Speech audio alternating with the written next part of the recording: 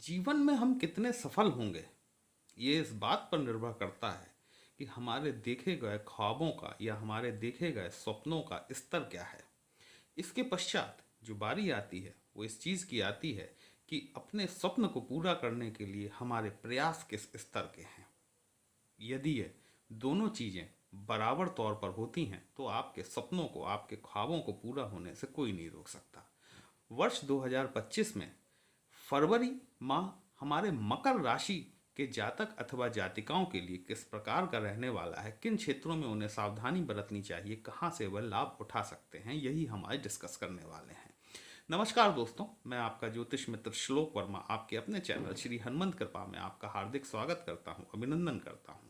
साथ ही अपने बड़े भैया श्री हनुमान जी से करबद्ध निवेदन करता हूं कि वे अपने हनुमत कृपा परिवार के सभी सदस्यों को, नए जुड़ने वाले सभी सदस्यों को सुख समृद्धि प्रदान करें, उन्हें उन्हें कार्यों में आशातीत सफलता प्रदान करें। फरवरी 2025 वर्ष का दूसरा माह शुरू होने वाला है और हमारे मकर राशि के भाइयों और बहनों की साढ़े साथी का एक एक दिन शनि शनि खत्म होने वाला है। ठीक है, आपके लिए अत्यंत महत्वपूर्ण वर्ष है ये कि आप शनि की पीड़ा से, जो आप पिछले 7.5 साल से भुगत रहे थे, उससे आपको मुक्ति मिलने वाली है। और वर्ष 2025 में फरवरी माह आपके लिए किस प्रकार का रहेगा, ग्रहों का गोचर आपके लिए किस तरह का रहने वाला है, तो हम ये देख लेते हैं कि 4 बड़े प्लैनेट जो वर्तमान स्थिति में कहें या पहले से ही आपके चार्ट में आपको पता है कि गुरु आपके पंचम भाव में बैठे हुए हैं, शनि महाराज आपके द्वितीय भाव में गोचर कर रहे हैं, वहीं राहु आपके तृतीय भाव में हैं और केतु आपके नवम भाव अर्थात भाग्य भाव में बैठे हुए हैं।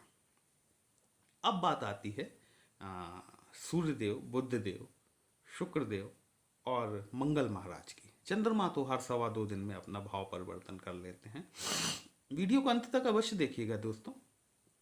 कहीं भी अच्छा लगता है कमेंट बॉक्स में आप जय श्री राम कहेंगे, लिखेंगे तो आपको भी अच्छा लगेगा, हमें भी अच्छा लगेगा आपके लिए इस तरह के विश्लेषण लेकर आने के लिए। देखिए, शनि आपके सेकंड हाउस में बैठे हुए हैं, ठीक स्थिति है। अब धीमे धीमे शनि से आपका वास्ता छूटने वाला है। वैसे शनि से आपका वास्ता कभी नहीं छूट सकता, क्योंकि शनि आपके लग्नेश होते हैं, साथ ही साथ आपके धन भाव के स्वामी भी होते हैं।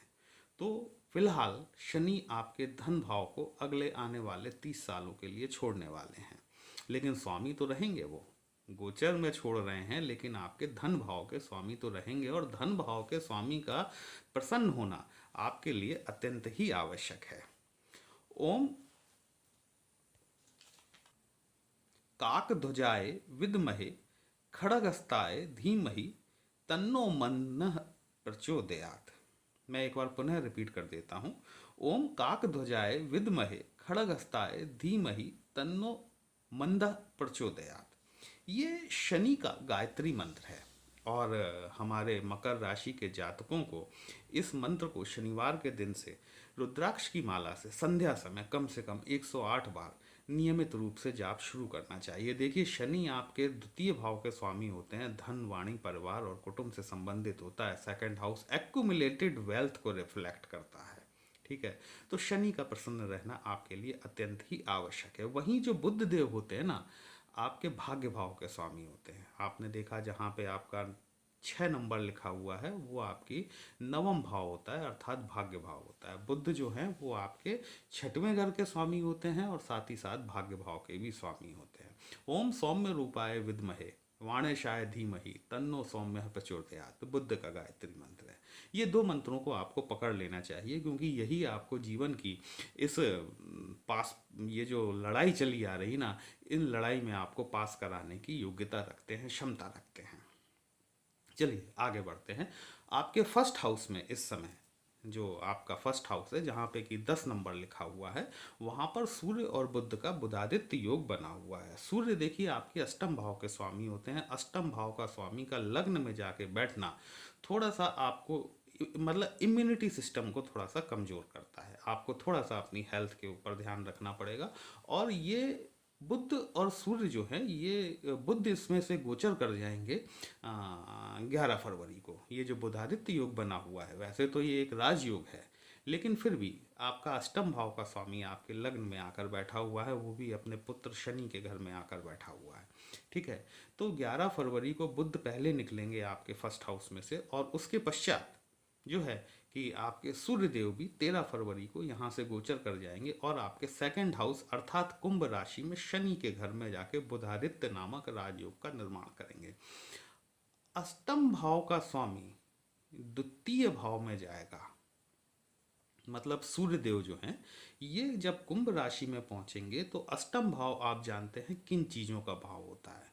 अष्टम भाव दबे छुपे हुए चीज़ों का भाव होता है, रिसर्च का भाव होता है, एनालिसिस का भाव होता है, हमारे सिक्योरिटी सर्विसेज का भाव होता है, पुलिस, आर्मी, सीबीआई, सीआईडी, ये सारी रॉ हुई, ये सारी चीज़ें, पेट्रोकेमिकल्स हुआ, आपका अकाउंटिंग हुई, टैक्सेशन हुआ, ये सारी चीज़ें जो हैं अष्टम भाव के अंतर्गत आती है। दबे छुपे रहस्य जो होते हैं, अकल्ट साइंसेज जो होती हैं, वो भी अष्टम भाव के अंतर्गत आती हैं।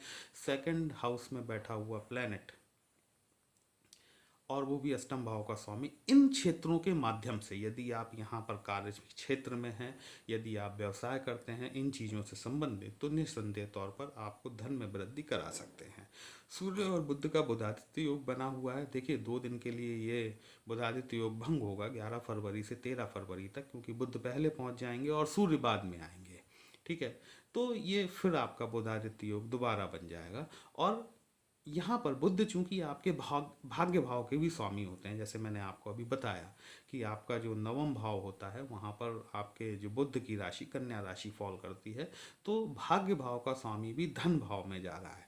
ठीक है, तो ये एक बहुत अच्छी परिस्थितियां हैं कि आपके धन भाव का स्वामी धन भाव में ही बैठा हुआ है, अष्टम भाव का स्वामी धन भाव में जा रहा है, भाग्य भाव का स्वामी धन भाव में जा रहा है, छठवें घर का स्वामी भी आपके धन भाव में जाकर बैठ रहा है। तो यहाँ पर आपको विभिन्न क्षेत्रों से धन प्राप्ति की स्थितियां बनती हुई दिखाई देती हैं। ठीक है, आपके लिए जो शुक्र देव होते हैं ना, ये शुक्र महाराज आपके देखिए पंचम भाव के स्वामी होते हैं और साथ ही साथ आपके कर्म क्षेत्र के अर्थात दशम भाव के भी स्वामी होते हैं। पंचम भाव किस चीज़ का होता है? पंचम भाव दोस्तों फन का होता है, आनंद का होता है, लव रोमांस का होता है, संतान का होता है, एजुकेशन, मतलब जिसको सीनियर सेकेंडरी एजुकेशन कहा जाता है ना, वो भी पंचम भाव से देखा जाता है। स्टॉक से रिलेटेड होता है, शेयर मार्केट से। आपके पंचम भाव और कार्य क्षेत्र के स्वामी 27 जनवरी को शुक्रदेव उच्च के हो जाएंगे, आपकी पत्रिका में तृतीय भाव में गोचर करेंगे, राहु के साथ में युति करके बैठेंगे। तीसरा भाव जहां पे राहु देव बैठे हुए हैं, आप जानते हैं ये डिसीजन मेकिंग का होता है, छोटी यात्राओं का भी होता है। हो सकता है आप कुंभ नहाने चले जाएं, है ना, तो अगर आपके नियर बाई है तो आपके लिए ये एक छोटी यात्रा होगी। ठीक है, तो छोटी छोटी यात्राओं को भी तीसरा भाव रिफ्लेक्ट करता है। आपके छोटे भाई बहनों से संबंधित होता है आपका तीसरा हाउस। लेकिन यहाँ पे जब राहु के साथ में उच्च के शुक्र की युति होगी, देखिए राहु थोड़ा सा भ्रम है, थोड़ा मायाजाल है, थोड़ा इल्यूजन है। ठीक है, चीज़ों का एक्सपेंशन है, चीज़ों को बृहद करते हैं, विस्तारित करते हैं, लेकिन दिमाग में कन्फ्यूजन क्रिएट करने का काम भी राहु देव करते हैं। आपके द्वारा लिए गए डिसीजन कहीं गलत ना हो जाएं, जो कि आपके कार्य क्षेत्र को प्रभावित करें या आपके पंचम भाव को प्रभावित करें। देखिए पंचम भाव लव रोमांस का होता है, मैंने आपसे कहा। कहीं ऐसा ना हो जाए कि आप अपने पार्टनर के साथ में कुछ गलत डिसीजन ले बैठें, क्योंकि राहु के साथ में उच्च के शुक्र बैठे हुए हैं आपके, या आप अपने कार्य क्षेत्र में कोई ऐसा गलत डिसीजन ना ले बैठें जो कि आपको भविष्य में चलकर परेशानी का सामना करवा सके। ठीक है, ये 1 माह की बात है, फरवरी में ये जो है कि ये शुक्र राहु के साथ रहेंगे यहाँ पर। ठीक है, तो जो है कि यहाँ पर थोड़ी सावधानी बरतें, अपने डिसीजंस को बहुत सोच समझने के बाद में आप अपने डिसीजन को लें, और यदि आप निर्णय सटीक लेते हैं तो आपको कार्य क्षेत्र में तरक्की देखने के लिए मिल सकती है, आपको आपके पोजीशन में एक विस्तार देखने के लिए मिल सकता है। ठीक है, जुपिटर जो होते हैं ना, गुरुदेव बृहस्पति, ये आपकी पत्रिका में देखिए 12वें भाव के साथ साथ आपके थर्ड हाउस के भी स्वामी होते हैं। ठीक है, अब आपके थर्ड हाउस में शुक्र उच्च के होते हैं, मतलब जहाँ मीन राशि होती है ना, वहाँ पर शुक्र उच्च के होते हैं। तो शुक्र गुरु की राशि में है, गुरु शुक्र की राशि में है। ये एक प्रकार का देखा जाए तो राशि परिवर्तन है और अत्यंत महत्वपूर्ण परिवर्तन है, क्योंकि 4 फरवरी को गुरु बृहस्पति जो आपके पंचम भाव में गोचर कर रहे हैं, ये वक्री स्थिति में है और वक्री स्थिति से मार्गी स्थिति में आ जाएंगे। मार्गी स्थिति में जब गुरु आएंगे, देखिए गुरु जब से आपके पंचम भाव में बैठे हुए हैं ना, इनकी पंचम दृष्टि जो है ये आपके भाग्य भाव पर भी पड़ रही है। एक अच्छी अच्छी कंडीशन है ये, है ना। इसको अपन मान सकते हैं कि वक्री स्थिति से मार्गी स्थिति में आने के बाद में गुरुदेव बृहस्पति की दृष्टियों में अमृत कहा जाता है। और जो है कि जब गुरु मार्गी होंगे तो पंचम दृष्टि जो है आपके भाग्य भाव पर पड़ेगी। निसंदेह तौर पर आपके भाग्य में वृद्धि होना अवश्यंभावी है।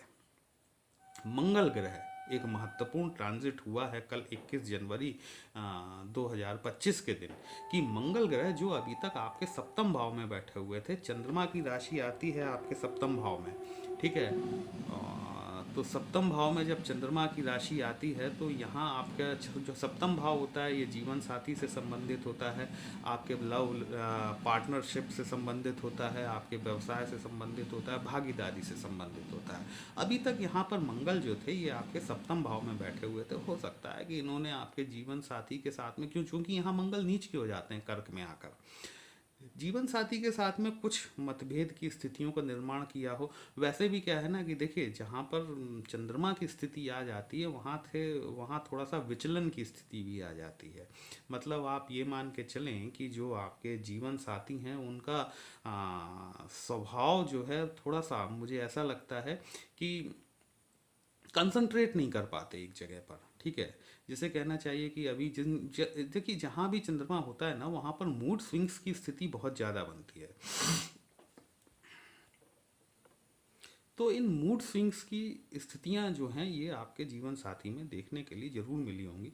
और अभी वर्तमान परिस्थितियों में जो कि चूंकि आपके फर्स्ट हाउस में देखिए सूर्य बैठा हुआ है, सूर्य थोड़ा सा ईगो का कारक भी है, अहम भावना देता है, और वो भी अष्टम भाव का स्वामी जब प्रथम भाव में आकर बैठा हुआ है। आप बताइएगा मुझे कमेंट बॉक्स में कि जब से यहाँ पर सूर्य आए हुए हैं पिछले 1 माह से आपके जीवन साथी के स्वभाव में कुछ अहमात्मक, जिसको कहना चाहिए कि थोड़ा सा अहम वाली चीज़ें देखने के लिए मिल रही हैं कि नहीं मिल रही हैं, ये थोड़ा सा मुझे ज़रूर बताइएगा, ठीक है। और ये जो है मंगल अब ये आपके छठवें घर में आ गए। देखिए छठवां घर जो होता है रोग ऋण और शत्रुओं से संबंधित होता है, सेवा भाव से भी संबंधित होता है। मंगल की, चूंकि मंगल छठवें घर में आकर बैठा हुआ है, थोड़ा सा आपको नियंत्रण रखना पड़ेगा, क्योंकि जो है ना ये छठवें भाव में मंगल जो की स्थिति जो है ये आपके शत्रु बढ़वा सकती है। आपकी वाणी में कटुता के कारण आपके शत्रु बढ़ सकते हैं और इस वजह से किसी प्रकार की वाद विवाद की स्थितियों का निर्माण हो सकता है। क्योंकि मंगल का, देखिए मंगल का ये जो परिवर्तन हुआ है ना, ये मंगल यहाँ पर आपके छठवें भाव में अगले 71 दिनों तक रहने वाले हैं। अगर आज से काउंट करें तो 70 दिनों तक मंगल का निवास आपके छठवें भाव में ही होने वाला है। इन 70 दिनों में चूंकि मंगल की 7वीं दृष्टि आपके 12वें भाव पर पड़ती है, और 12वां भाव आप जानते हैं अनावश्यक व्यय का होता है, कोर्ट कचहरी वाद विवाद का होता है। छठवें भाव से शुरुआत होती है और अंत 12वें भाव पर जाकर होता है ना। आप छठवें भाव में लड़ाई करेंगे और कोर्ट कचहरी आपको जाके 12वें भाव में करनी पड़ेगी। तो 70 दिनों की बात है दोस्तों, थोड़ा सा अपने जवान पे कंट्रोल करिए, अपने ईगो पे कंट्रोल कीजिए, अपनी भावनाओं को नियंत्रित कीजिए, और जो है कि आप देखेंगे कि आपकी बहुत सारी चीज़ों का समाधान हो गया है। अन्यथा क्या होगा कि मंगल के चलते हुए आपके शत्रु बढ़ सकते हैं। इस बारे में थोड़ी सी आपको सावधानी बरतने की आवश्यकता है। और अगर शत्रु बढ़ेंगे और आप अपने ऊपर नियंत्रण नहीं रख पाए, आ बैल मुझे मार आपको नहीं कहना है, ठीक है। बल्कि अगर बैल आ रहा है तो आपको साइड से हट जाना है, ताकि भाई तू बैल निकल जा, मैं अभी लफड़े में नहीं पड़ना चाह रहा, ठीक है। तो यहाँ पर थोड़ी सी ये सावधानी आपको बरतनी चाहिए। और आपके लिए सबसे अच्छी बात यह है दोस्तों कि शुक्र आपके उच्च के हो रहे हैं, जो कि आपके कार्य क्षेत्र के स्वामी हैं, ठीक है।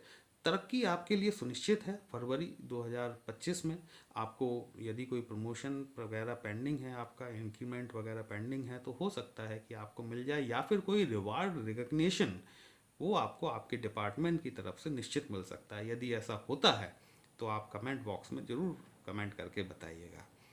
तो ये आपके लिए फरवरी 2025 का विश्लेषण था। यदि आपको कहीं भी अच्छा लगा हो तो आप अपने इस चैनल को लाइक, शेयर और सब्सक्राइब जरूर कर लें। यदि हमसे पत्रिका का विश्लेषण कराना चाहते हैं, हमारा व्हाट्सएप नंबर थंबनेल में दिया गया है दोस्तों। पर्सनल कंसल्टेशन पेड होता है, एक छोटी सी फीस आपको पे करनी होती है। आपकी समस्या का उचित समाधान हमारे द्वारा करने का प्रयास जरूर किया जाता है। चलिए फिर मिलते हैं एक नई राशि के साथ, तब तक के लिए जय श्री राम।